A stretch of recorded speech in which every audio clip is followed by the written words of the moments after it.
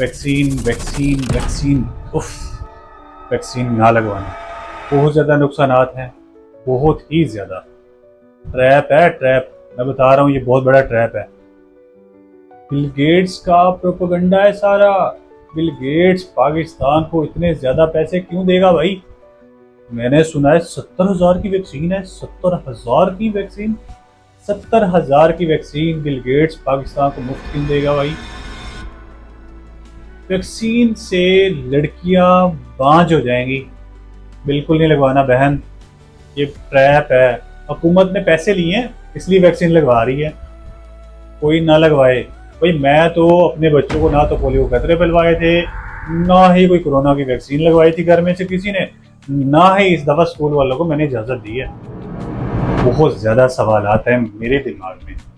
आप लोगों की तरह मैं भी सब यही कुछ पढ़ रहा था, सोशल मीडिया पे, व्हाट्सएप पे। हर बंदे ने अपनी यूनिवर्सिटी खोली हुई थी, हर बंदे ने अपना कॉलेज खोला हुआ था। कोई क्या कह रहा था, कोई क्या कह रहा था।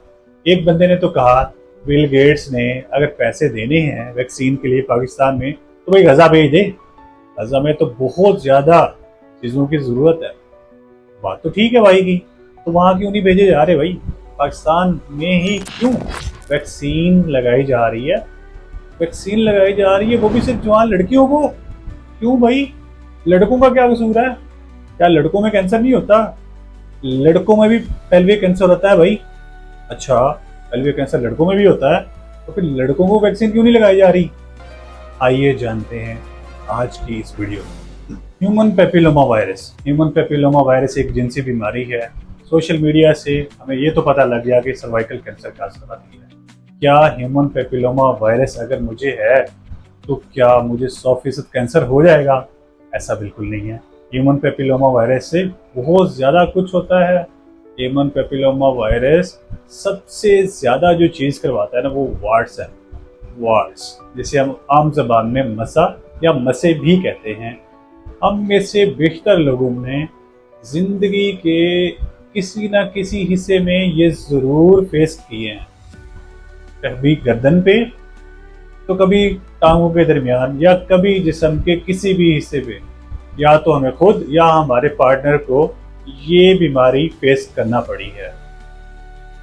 ह्यूमन पेपिलोमा वायरस से सर्वाइकल कैंसर, मसे, मुंह का कैंसर, गले का कैंसर और पेशाब की नाली का या बड़े पखाने की जगह का कैंसर हो सकता है। ह्यूमन पेपिलोमा वायरस की बहुत ज़्यादा टाइप्स हैं, तकरीबन 200 टाइप्स हैं ह्यूमन पेपिलोमा वायरस की।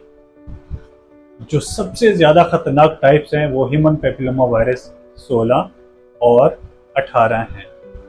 2013 और 2014 के दरमियान अमेरिका में एक रिसर्च की गई जिसमें 21 से लेके 45 साल तक के मर्दों और औरतों को टेस्ट किया गया। उसके नताइज बहुत हैरानकुन थे। 45% औरतों में ह्यूमन पेपिलोमा वायरस एक ही वक्त में पाया गया, 40% मर्दों में ये वायरस पाया गया था। ह्यूमन पेपिलोमा वायरस की वैक्सीन कोई नई वैक्सीन नहीं है। बहुत सारे ममालिक में ये वैक्सीन वैक्सीनेशन प्रोग्राम का पक्का हिस्सा है। इसमें ऑस्ट्रेलिया, इसमें कनाडा, इसमें डेनमार्क और इसमें अमेरिका। अमेरिका इस दौड़ में बाद में शामिल हुआ, लेकिन पहले 3 ममालिक इसे 2007 से हर बच्चे के लिए लाजमी करार दे चुके हैं। पाकिस्तान में ये वैक्सीन रिसेंटली इंट्रोड्यूस की गई है। दुनिया के 9 मुख्तलिफ मुल्कों में एक रिसर्च की गई जिसमें ऐसी 2000 खवातीन को चेक किया गया जिन्हें सर्वाइकल कैंसर था। उन खवातीन का ह्यूमन पेपिलोमा वायरस के लिए टेस्ट किया गया और आप यकीन नहीं करेंगे, उनमें 95% खवातीन में ये वायरस पाया गया। उसके मुकाबले में वो खवातीन जो कि सेहतमंद थी, सिर्फ 19% खवातीन में ये वायरस पाया गया। अब हम बात करेंगे वैक्सीन की सेफ्टी के बारे में। क्या इस वैक्सीन से वाकई बांझपन होता है या इस वैक्सीन के कोई और भी नुकसानात हैं? क्या कोई ऐसा नुकसान तो नहीं है जिससे मेरी बच्ची की ज़िंदगी तबाह हो जाएगी? एक मेटा एनालिसिस किया गया जिसमें वैक्सीन का प्री मैच्योर ओवेरियन फेलियर से ताल्लुक देखा गया। اس میٹا انالیسز میں 1 ملین سے زائد خواتین نے حصہ لیا، ایسی خواتین جنہیں ہیومن پیپیلوما وائرس کی ویکسین دی گئی اور ایسی خواتین جنہیں ہیومن پیپیلوما وائرس کی ویکسین نہیں دی گئی، 2 گروپ سے۔ دونوں گروپس کو 30 سال تک فالو کیا گیا۔ دونوں گروپس میں پری میچور اوویرین فیلئر یعنی کہ انفرٹیلٹی یا ہماری زبان میں بانجھ پن بالکل برابر شرح پہ پایا گیا۔ اس کا مطلب یہ ہوا کہ ویکسین لگانے سے بانجھ پن میں کوئی اضافہ نہیں ہوا۔ ہیومن پیپیلوما وائرس سے کیا نقصانات ہو سکتے ہیں؟ ہم نے دیکھا کہ ہیومن پیپیلوما وائرس سے بانجھ پن بالکل نہیں ہوتا۔ کیا ہو سکتا ہے؟ سب کچھ وہ جو ایک عام ویکسین سے ہو سکتا ہے۔ ہم بچوں کو بچپن میں بہت زیادہ ویکسین لگواتے ہیں، اس ویکسینز جو نقصانات کرتی ہیں، جو سائیڈ ایفیکٹس کرتی ہیں، ایچ پی وی ویکسین سے بھی سب کچھ وہی ہو سکتا ہے، جیسا کہ سر کا درد ہونا، متلی کا آنا، الٹی کا آنا، چکر آنا یا بے ہوش ہو جانا۔ ہیومن پیپیلوما وائرس سے بے ہوش ہو جانے کے واقعات نوٹ کیے گئے، لیکن یہ کسی اور ویکسین سے بالکل مختلف نہیں تھا۔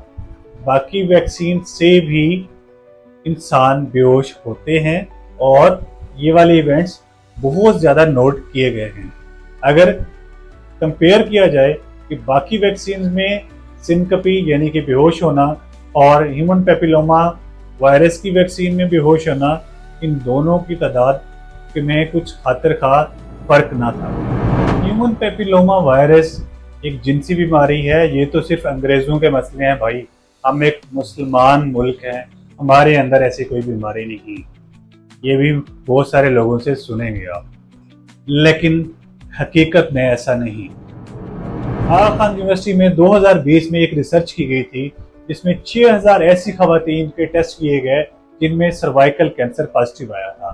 آپ یقین مانیں 3000 خواتین میں ہیومن پیپیلوما وائرس پایا گیا تھا۔ یہ ویکسین صرف جوان لڑکیوں کو ہی کیوں دی جا رہی ہے؟ صاف پتہ لگ رہا ہے کہ بانجھ پن لڑکیوں میں کروائیں گے یہ لوگ، ایسا نہیں ہے۔ یہ ویکسین لڑکیوں اور لڑکوں دونوں کو دی جا سکتی ہے۔ سروکس ایک ایسا آرگن ہے جو صرف اور صرف لڑکیوں میں موجود ہے، اور ہیومن پیپیلوما وائرس کا سب سے فیوریٹ کینسر سروائیکل کینسر ہے۔ سروکس لڑکوں میں موجود نہیں۔ ہاں، لڑکوں میں لڑکوں کے جنسی اعضاء کا کینسر ضرور ہو سکتا ہے، لیکن اس کی ریشو بہت کم ہے۔ اس کے علاوہ ہیومن پیپیلوما وائرس پیشاب، پخانے کی جگہ، گلے کا کینسر، وارٹس سب کچھ کرواتا ہے، اور یہ لڑکا ہو یا لڑکی سب میں ممکن ہے۔ اسی لیے اگر کوئی اپنے بیٹے کو ویکسین لگوانا چاہتا ہے تو اس کا بیٹا ان وارڈ سے یا جینیٹل آرگنز کے کینسر سے بچ سکتا ہے۔ آپ بھائی جتنی بھی باتیں کر لو، میں اس ویکسین پہ کنونس نہیں ہوں گا۔ سرکار کی باتوں پہ تو مجھے بھروسہ ہی نہیں ہے۔ سرکار ہو سکتا ہے بل گیٹ سے پیسے لے رہی ہو، پیسوں کی وجہ سے ویکسین لگا رہی ہوگی، نہیں تو بہت زیادہ پیسہ مل رہا ہے۔ اگر آپ ایسا سوچ رہے ہیں اور آپ یہ بھی چاہتے ہیں کہ بچوں کو ویکسین لگوائیں تو آپ کے پاس سولوشن موجود ہے۔ ویکسین 3 طرح کی ہے، جیسے کہ ہم نے پہلے بات کی۔ گارڈیسل 9 سب سے اچھی ہے، 9 اقسام کے ایچ پی وی سے بچاتی ہے۔ اس کے بعد گارڈیسل سمپل اور سرورکس، یہ مختلف ناموں سے مارکیٹ میں موجود ہیں، ان ناموں سے بھی مارکیٹ میں موجود ہیں۔ اور اگر آپ چاہتے ہیں کہ آپ لگوائیں اپنے بیٹے کو، اپنی بیٹی کو، اور انہیں مختلف قسم کی بیماریوں سے بچائیں، تو آپ اپنے قریبی سینٹر یا اپنے کسی اعتماد والے ڈاکٹر کے پاس جائیں اور انہیں مسئلہ بتائیں کہ یہ مسئلہ ہے۔ پھر بھروسہ تو سب کو ہوتا ہے، تو یہ کام صرف اپنے ڈاکٹر سے کروا لیں، مگر ایچ پی وی کی ویکسین ضرور لگوائیں۔ مان لیتے ہیں کہ سرکاری ویکسین اچھی نہیں، کبھی آپ پھل لینے کے لیے ریڑھی پہ جائیں یا سبزی لینے کے لیے ریڑھی پہ جائیں اور ریڑھی والا آپ کو اچھی سبزی نہ دے یا اچھا پھل نہ دے، تو آپ کیا کرتے ہیں؟ آپ وہ ریڑھی چھوڑ کے اگلی ریڑھی پہ چلے جاتے ہیں۔ وہاں سے بھی آپ کو اپنی پسند کا پھل نہ ملے تو آپ اس سے اگلی ریڑھی پہ چلے جاتے ہیں۔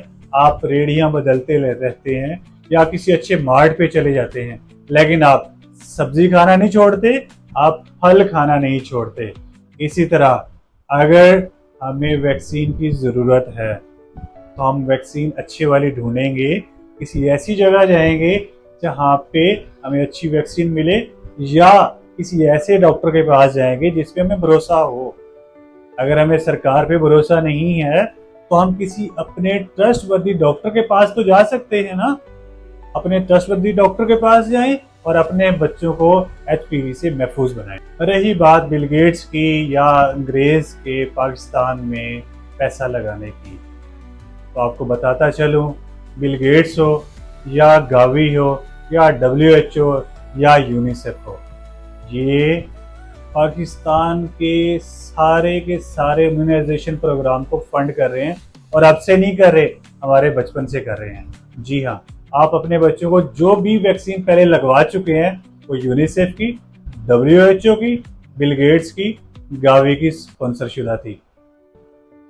तो जो लोग ये सोच रहे हैं कि बिल गेट्स पाकिस्तान की आबादी कम करना चाह रहा है, तो उन्हें ये भी तो सोचना चाहिए बिल गेट्स की दी हुई वैक्सीन हम बच्चों को बहुत पहले लगवा चुके हैं। अंग्रेज ने पाकिस्तान को ही क्यों चुना और पाकिस्तान की जवान लड़कियों को ही चुना?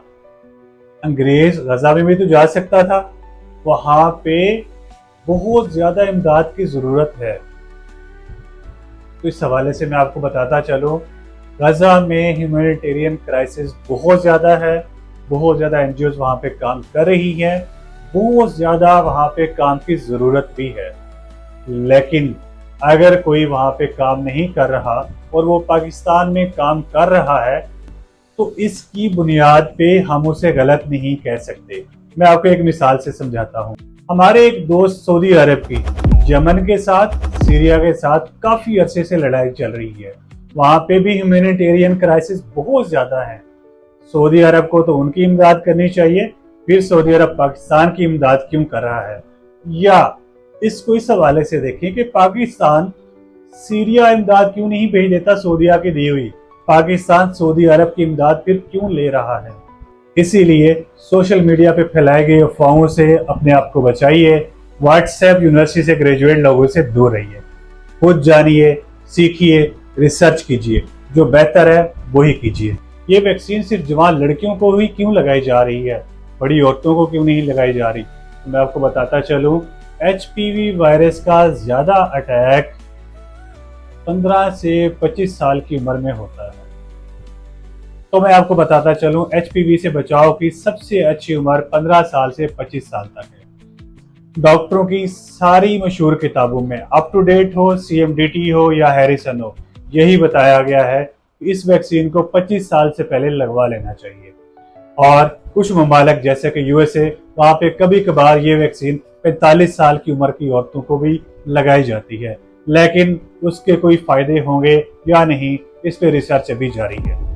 भैया आपको पता है अफ्रीका में इस वैक्सीन के बारे में क्या हुआ था? जी हमें पता है अफ्रीका में क्या हुआ था। अफ्रीका में WHO के तावन से HPV वैक्सीन शुरू की गई और अब अफ्रीका 33% अपनी पॉपुलेशन कवर कर चुका है। जरा देखिए, अफ्रीका और पाकिस्तान को कंपेयर कीजिए। अफ्रीका बहुत ज्यादा गरीब ममालिक में शामिल होता है, लेकिन वो अपनी आबादी का 33% कवर कर चुका है। अफ्रीका में भी इसी तरह की अफवाहें फैली थी, लेकिन वहां की अवाम ने समझदारी से काम लिया, खुद रिसर्च की और फिर अपने बच्चों को वैक्सीनेट करो। तो आइए हम मिलकर ये कदम उठाते हैं, अपने बच्चों को और उनके मुस्तकबिल को महफूज बनाते हैं।